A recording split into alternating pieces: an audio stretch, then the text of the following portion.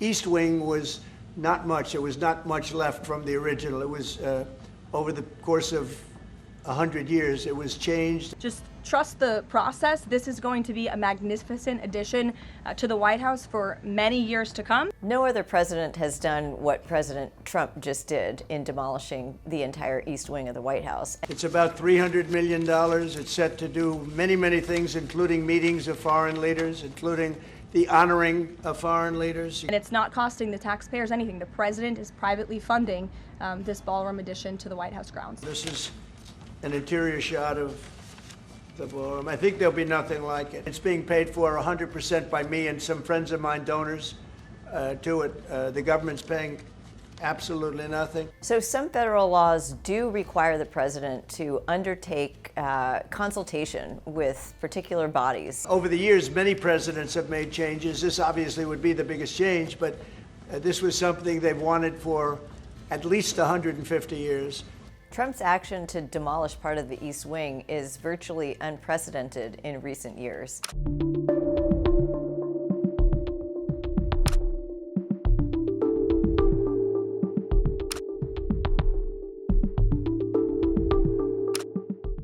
The entire White House East Wing has been demolished as President Donald Trump moves forward with the construction of a ballroom. The East Wing, where First Ladies created history, planned state dinners, and promoted causes, is now history itself. The two-story structure of drawing rooms and offices, including workspace for First Ladies and their staffs, has been turned into rubble, demolished as part of the Republican president's plan to build a ballroom nearly twice the size of the White House at an updated cost of $300 million. The proposed ballroom was announced as a $200 million project in July, a cost Trump publicly updated to $250 million last week. On Thursday, he put the price tag in the neighborhood of $300 million. White House Press Secretary Caroline Leavitt attributed the demolition and higher building costs to changes that happen with any construction.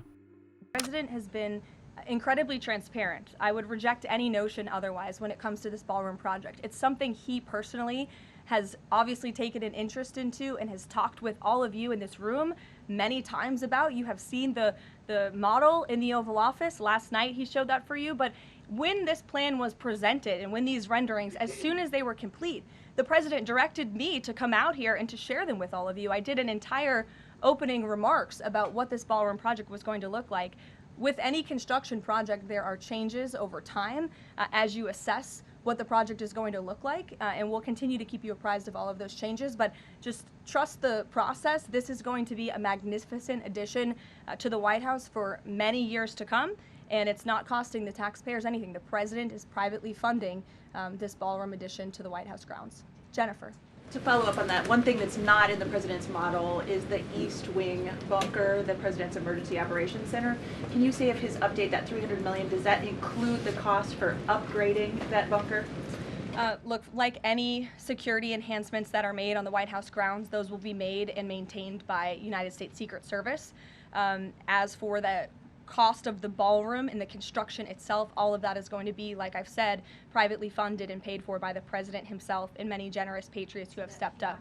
Is included in that funding? Correct. Okay, and then can you say, well, that's all right, I'll skip that one. Thanks. We just. Okay. So the White House has explained that the reason you didn't submit construction plans to the NCPC is because that commission, along with others, don't have oversight over demolitions, but only over construction. And so far, you haven't built anything. So can you help us understand, can the president tear down anything he wants without oversight? Can he demolish this building or, say, the Jefferson Memorial? So it's not the president who came up with that legal opinion himself. That's a legal opinion that's been held by the NCPC for many years. It's written, so we can get you that background and that research if you wish to include it in your reporting, because it is very important.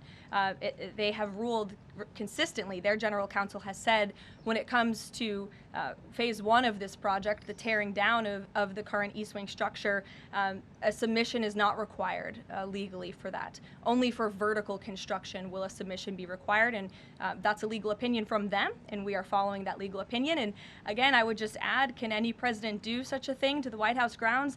There have been many presidents in the past who have made their mark on this beautiful White House complex. This briefing room, as you all know, was not once a briefing room. It was a swimming pool.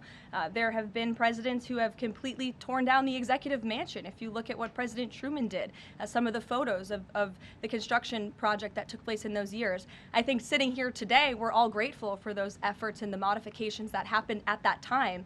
And again, in due time, the East Wing is going to be more beautiful and modern than ever before. And in addition, there will be a big, beautiful ballroom that can hold big parties and state visits for generations to come. So it sounds like the answer is yes, he can tear down whatever he wants. And then secondly, I mean, that's not what we're saying. That's a legal opinion that's been held for many years. And interpreting it. No, it's something that presidents have done for years and years. In fact, I have some photos here. Thank you, Pat, to show you the construction that's taken place on the White House grounds. This is the construction of the West Wing in 1902.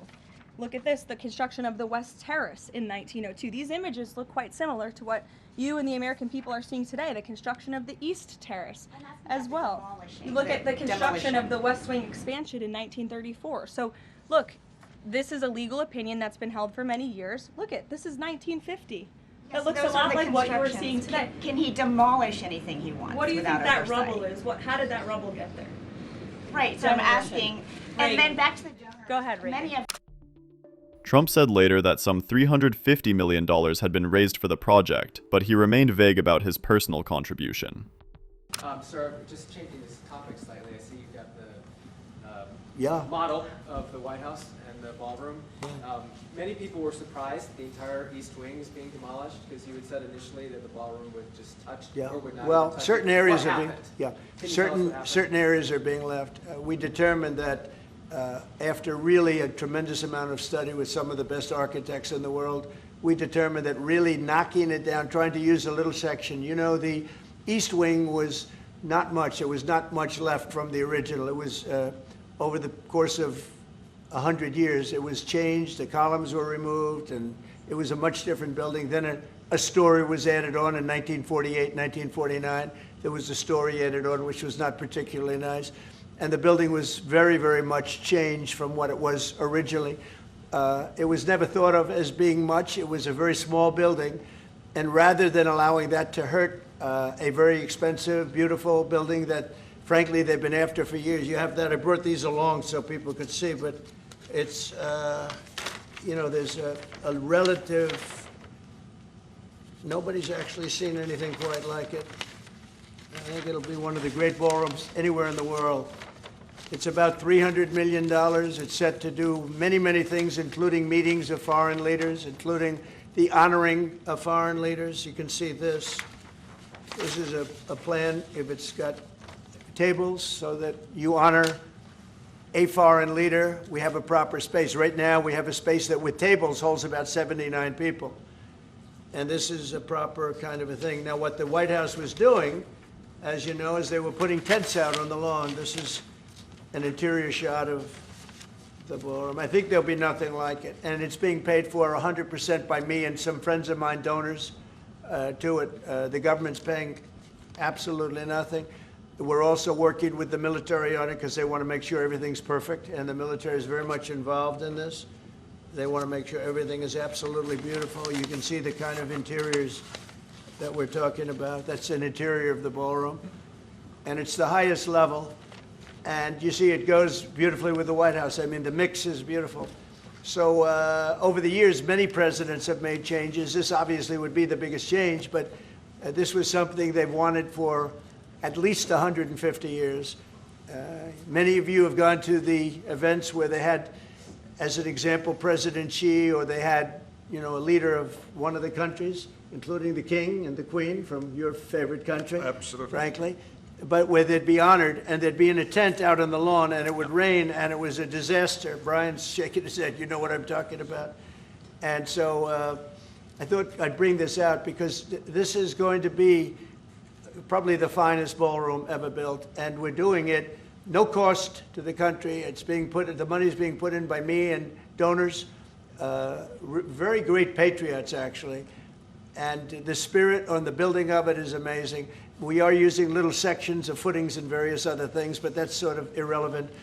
In order to do it properly, we had to take down the existing structure. The way it was shown, it looked like we were touching the White House. We don't touch the White House.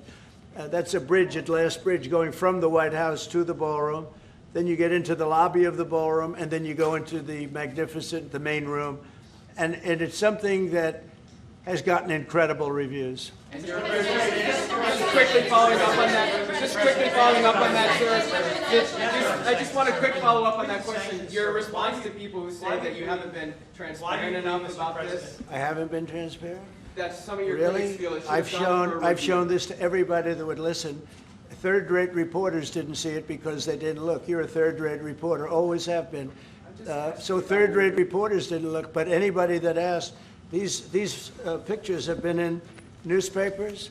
They've been all over the place, and we're very proud of it. It's gotten great reviews. It's gotten really great reviews. So. Trump's virtually unprecedented decision to demolish the East Wing of the White House sidesteps mandated consultations and breaks with centuries of presidential norms, an expert on historic preservation law told Reuters. Sarah Bronin, an architect and professor of law at the George Washington University, told Reuters that while the White House is a living building that other presidents have renovated and added to, the kind of large-scale unilateral action Trump has undertaken is unprecedented. No other president has done what President Trump just did in demolishing the entire East Wing of the White House, and that is to unilaterally take action in violation of mandates that should require him to go through processes before he acts.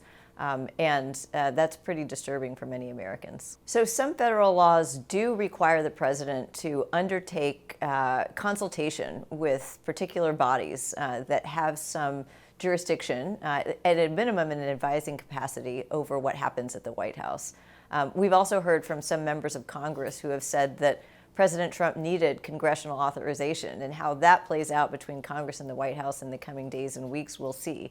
From my standpoint, it's pretty clear that Congress hasn't written strong enough rules to curb activities like this that might take place, and so that we don't see more destruction like this in the future, Congress really should take a hard look at the statutes that are on the books and figure out whether they need to strengthen them.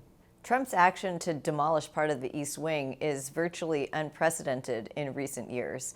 Even in his last administration, President Trump and the offices of the White House followed the relevant procedures, sending plans out for much more modest improvements to the agencies that Congress required them to consult with. We don't see that happening here, and I do think in the second Trump term, you are seeing a much more wanton disregard for laws and policies that are in place, in addition to the norms that presidents for several centuries have upheld. The White House is a living building. It has grown and changed over time. That includes entirely new parts of it, entirely new wings, as well as smaller scale recreational facilities like tennis courts and bowling alleys. In modern times, in recent years, during the time when there has been increased congressional oversight as to what happens within the federal government and when federal agencies take action, we have not really seen this kind of unilateral action from the president on a scale like this at the White House. Unfortunately, we've seen, as an architect, I might say, a lack of aesthetic judgment from this administration. The additions to the interior of the White House, to the Oval Office, the gilding, much of that is truly inconsistent with the historic nature of the building and I would argue with American values. So I'm not holding my breath that the design of this new ballroom will be perfectly compatible with the White House that's already there. At a minimum, it will be of a scale that is probably that would probably be seen by many to be inappropriate.